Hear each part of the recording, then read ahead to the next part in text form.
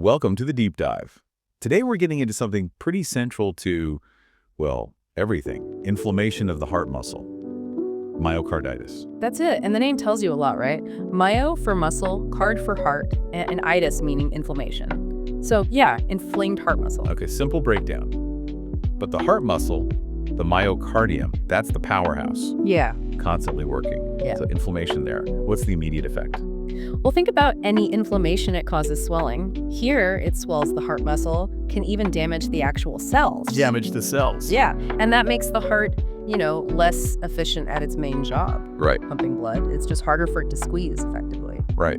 Like trying to run with a swollen ankle, but for the heart, that sounds like it could lead to bigger problems. It definitely can. In more severe situations, it might progress towards heart failure. The pump just can't keep up. Heart failure, okay.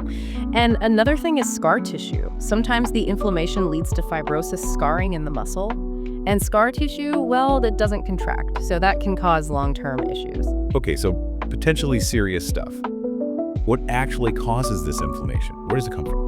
We generally think about it in two big buckets: infectious causes and non-infectious causes. Let's start with infections. What kind of bugs are we talking about? Here in North America, viruses are really the main players, especially a group called Coxsackie B viruses. Coxsackie B. Yeah. They often lead to what's called lymphocytic myocarditis. Basically, your own immune cells rush into the heart muscle as part of the response to the virus. Huh. So the immune system trying to help actually contributes to the inflammation. In a way, yes, it's part of the inflammatory process, but it's different elsewhere. Like in South America, Chagas disease is a big one. Chagas, what's that? It's caused by a parasite, Trypanosoma cruzi.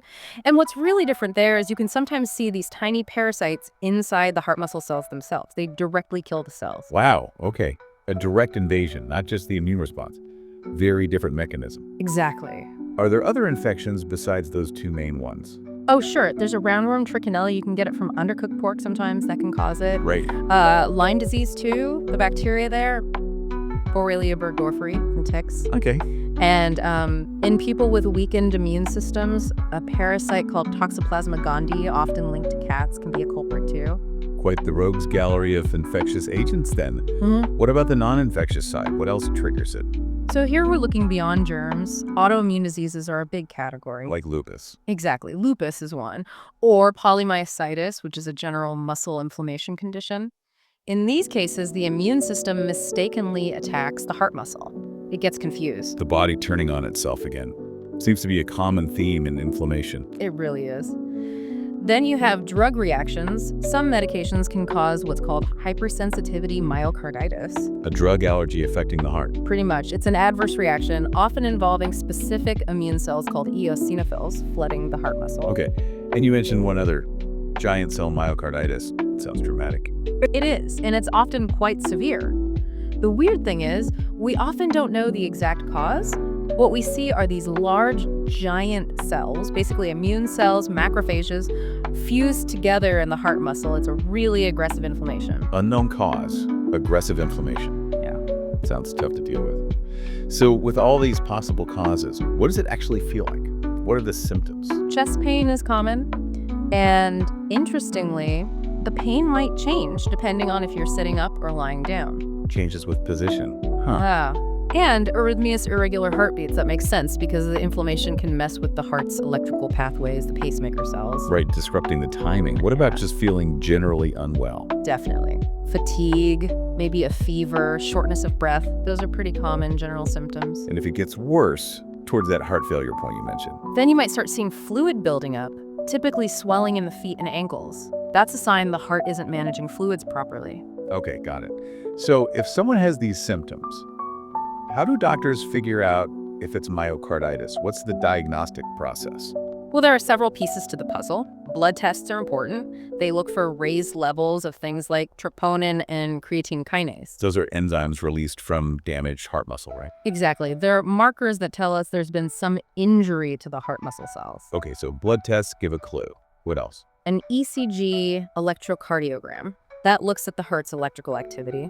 We might see a fast heart rate, what's called sinus tachycardia, or specific changes in the electrical weave patterns, like T-wave inversions or ST segment changes. Specific electrical signatures. Yeah, sometimes quite distinct ones, like saddle-shaped ST elevation. Then a chest x-ray might show if the heart looks enlarged. In imaging, can you see the inflammation? An echocardiogram, that's an ultrasound of the heart, can be helpful.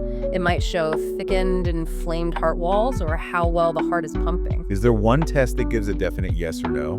The gold standard really is a cardiac muscle biopsy, taking a tiny piece of the heart muscle to look at under the microscope. Wow, a biopsy of the heart muscle itself. Yeah, but it's invasive, carries some risks, so it's not always done, depends on the situation. Often the other clues are enough to make a diagnosis. Right, you weigh the risks and benefits. Okay, so we've covered what it is, the causes, symptoms, diagnosis. How is myocarditis treated? It really depends heavily on the cause. If it's viral, like that common Coxsackie B type, often the body clears the virus on its own over time. So treatment is mainly supportive rest, managing symptoms, supporting heart function. And if it's a specific bacteria or parasite? Then you treat that underlying infection. Antibiotics for Lyme disease, specific antiparasitic drugs if it's Chagas or Toxoplasma, for instance. Makes sense. Target the root cause. What about managing the heart issues directly, like the potential heart failure or arrhythmias? Right. If heart failure symptoms develop, doctors use standard heart failure medications to help the heart pump better and manage fluid retention. Arrhythmias often settle down as the inflammation itself improves. So treating the inflammation helps the rhythm problems? Usually, yes. What about those really severe forms, like the giant cell type, or maybe very bad Chagas cases? Yeah, those can be tougher. In some cases, especially with giant cell myocarditis or severe treatment-resistant damage from Chagas, the heart might be too damaged to recover. And then? Unfortunately, in those situations, a heart transplant might be the only remaining option. Wow. A heart transplant.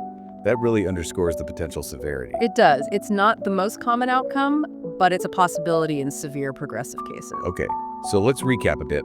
Myocarditis, inflammation of the heart muscle, caused by a whole range of things. Viruses being common here, parasites like in Chagas disease elsewhere, autoimmune issues, even drug reactions. A really diverse set of triggers, absolutely. Symptoms can range from chest pain that changes with position and arrhythmias to just fatigue and fever, or even signs of heart failure, like swollen ankles. Right, and diagnosis involves blood tests for heart damage markers, ECG changes, imaging like echo, and sometimes that heart biopsy. And treatment follows the cause, supportive care for viruses, specific drugs for infections, managing heart failure symptoms, and in the most extreme cases, transplant. That sums it up pretty well. Exploring this really drives home how inflammation, even when focused on one organ like the heart, can be sparked by so many different things. Infections, the immune system going haywire, external factors. It makes you wonder, doesn't it? Given all these triggers, what does it say about inflammation more broadly in the body and how interconnected our health really is? Something to think about.